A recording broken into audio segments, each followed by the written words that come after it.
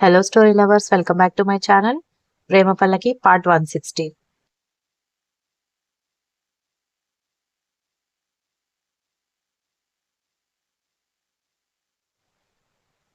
నిజమే అనుకుంటూ revenge తీర్చుకుంటావా revenge అని అనుకుంటూ వేడివేడిగా ఉన్న కాఫీ కప్పు కింద సాసర్ తీసేసి అది అప్పుడే బోర్లా తిరిగిన అతని వీపు మీద పెట్టడంతో వేడిగా అనిపించి సడన్ గా లేవబోయేసరికి కదిలావంటే వీపు తోలు ఊడిపోతుంది బావా అంది సత్య.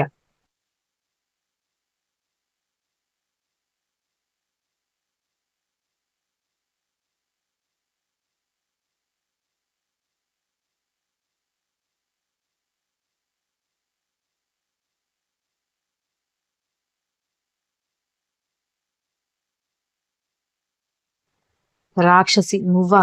ఏంటే వీపు కాలుతోంది? ఏం పెట్టావని అనగానే నువ్వే కదా బావా కాఫీలు అందించాలి, టిఫిన్లు అందించాలి, భోజనం పెట్టాలి అన్నావు.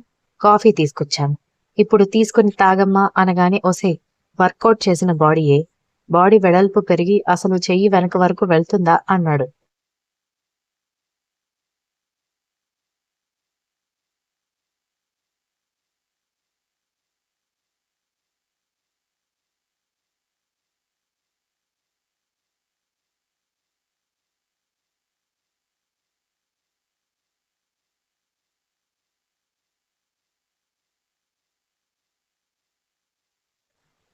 రివెంజ్ అది ఇది అని అందరి ముందు నన్ను ఒక ఫూల్ చేయాలని అనుకుంటావా?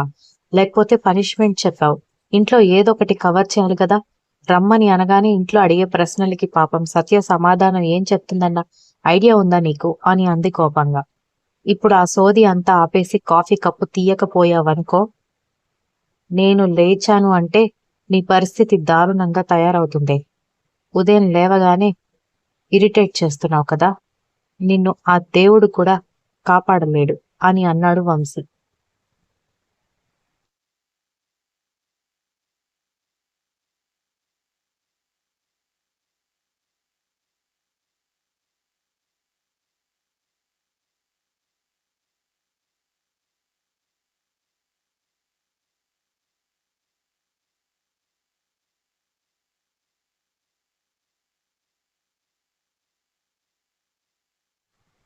అతని స్టామినా ఏంటో తెలిసి వంశీ బెదిరింపులకి భయం వేస్తున్నా అతని మీద ఉన్న కోపం చూపించకపోతే మళ్ళీ ఛాన్స్ రాదని ఆమె తాపత్రయం.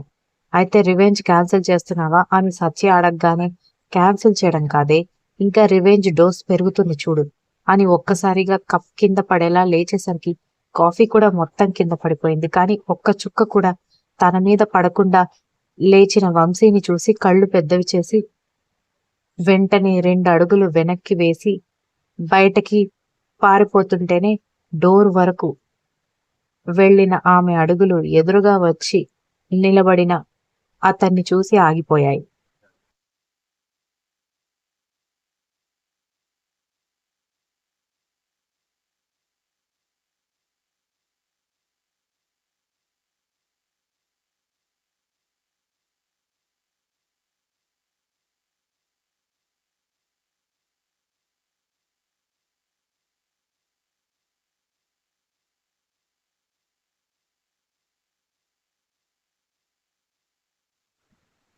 అతని చూపులు ఆమెని కాకుండా ఆమె లోపల ఉన్న అంతరాత్మని కూడా సూటిగా తాకుతున్నాయా అనేంత రేంజ్ లో ఇంటెన్స్ గా చూస్తున్న వంశీ చూపులకి తడబడి చూపు దించుకుని సారీ బావా, నువ్వు నాతో అడ్డమైన పనులు చేయిస్తానని అనేసరికి ఉక్రోషంతో అలా చేశాను.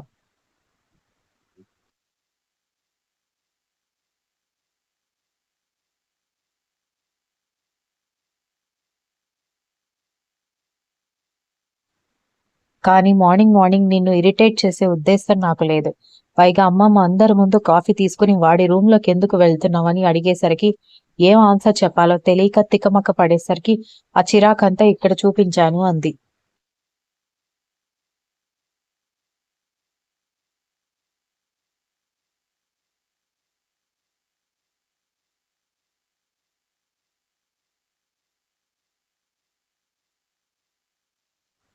నువ్వు చిరాకు చూపించడం కాదే, నాకు చిరాకు తెప్పించావు అని ఒక్కొక్క అడుగు ముందుకు వేస్తుంటే కంగారుగా ఒక్కొక్క అడుగు వెనక్కి వేసి సారీ బావా, వెరీ సారీ, ఇంకా ఇలాంటి పిచ్చి పనులు ఏం చేయకుండా నువ్వు చెప్పింది చేస్తానని కంగారు పడింది.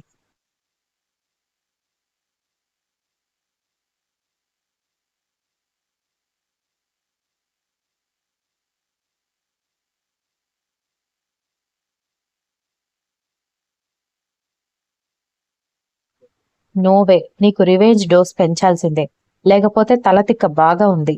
అవతల వాళ్ళని ఇరిటేట్ చేసి పిచ్చి చాలా ఉందని కోపంగా పళ్ళు నూరేసరికి మూతి ముడుచుకుంది. తప్పైపోయిందని చెప్తున్నాను కదా బావా, ప్లీజ్ ఆ ఎక్స్ప్రెషన్ మార్చు, ఇంకా అలా మీదికి రావడం ఆపవా అంది.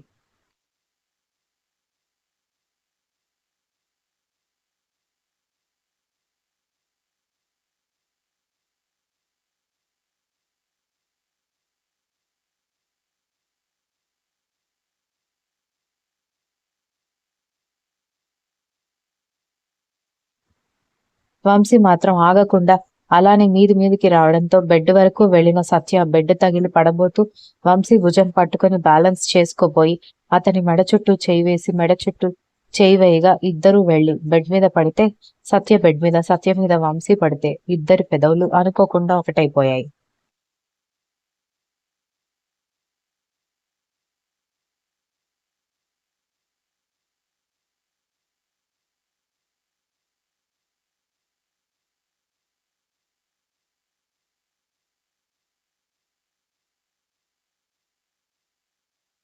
ఆ చర్యకి ఇద్దరి పెదవులు విడిపడాలన్న విషయాన్ని మర్చిపోయి కళ్ళు మాత్రం పెద్దగా విప్పార్చుకోవడంతో కాసేపు అసలేం జరుగుతుందో ఇద్దరికీ అర్థం కాక అర్థమైన వెంటనే వంశీ లేచి నిలబడగానే సారీ, బ్యాలెన్స్ కోసం నిన్ను పట్టుకున్నా, కావాలని నేను కిస్ చేయలేదని సత్య కన్నీళ్లు పెట్టుకోవడంతో ఆమెని ఆశ్చర్యంగా చూశాడు.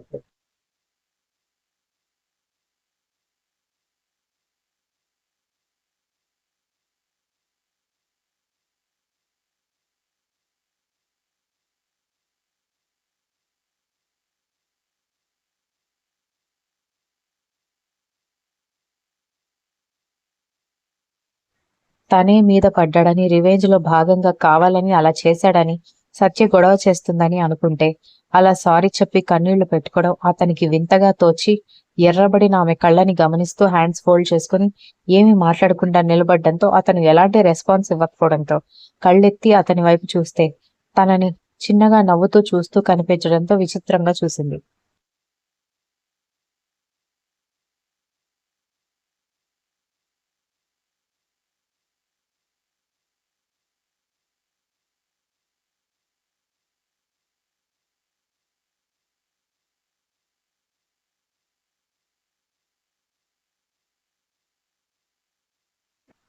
ఎందుకు నవ్వుతున్నావు బావా?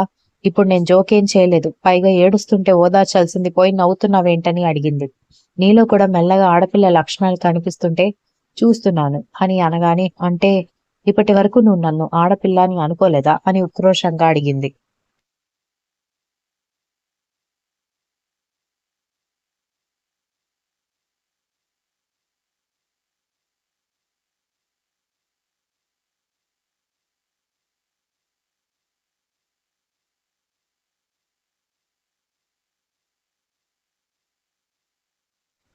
ఎక్కడే, ఎప్పుడు చూడు ఆ జీన్స్లు షార్ట్ టాపులు వేసుకుని తిరుగుతావు. గయ్యుమని నన్ను చూడగానే మీద పడతావు. మగాడిలా తగాదాలు పెట్టుకోవడానికి రెడీ అయిపోతావు. నిన్ను ఏ యాంగిల్లో నేను అమ్మాయిని అనుకోవాలి అని చెప్పు.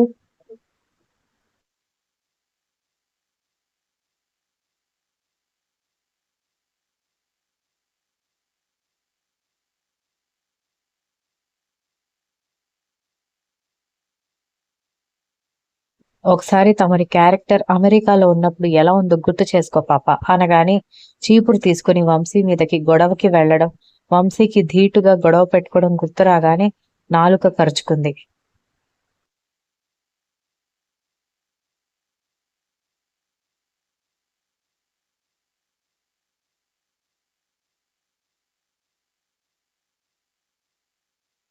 ఆమె ఎక్స్ప్రెషన్స్ కి వంశీకి నవ్వొస్తున్నా కూడా ఇప్పుడు నవ్వితే ఇంకాస్త ఎక్కువ ఏడుస్తుందని కంట్రోల్ చేసుకున్నాడు.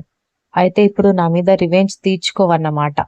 నువ్వు వదిలేసినట్టే కదా అనగానే అలా అని ఎవరు చెప్పారు అన్నాడు.